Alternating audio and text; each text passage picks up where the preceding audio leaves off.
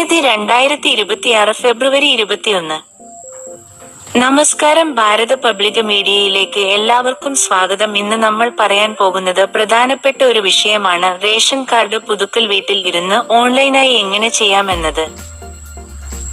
ആദ്യം സംസ്ഥാന civil supplies വകുപ്പിന്റെ ഔദ്യോഗിക പോർട്ടലിൽ പ്രവേശിച്ച് രജിസ്റ്റർ ചെയ്യണം. തുടർന്ന് നിലവിലുള്ള കാർഡ് നമ്പർ നൽകി വിവരങ്ങൾ പരിശോധിച്ച് തിരുത്തൽ ആവശ്യങ്ങൾ ചേർക്കണം.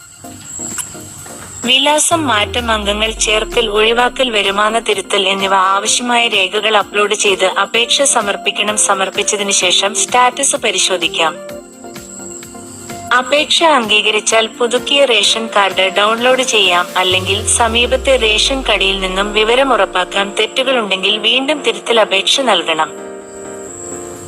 സർക്കാർ ആനുകൂല്യങ്ങൾ ലഭിക്കാൻ റേഷൻ കാർഡ് ശരിയായി പുതുക്കി വെക്കണം. ജനങ്ങൾക്ക് ഉപകാരപ്പെടുന്ന ഇത്തരത്തിലുള്ള വിവരങ്ങൾ തുടരാം ഭാരത പബ്ലിക് മീഡിയയിൽ.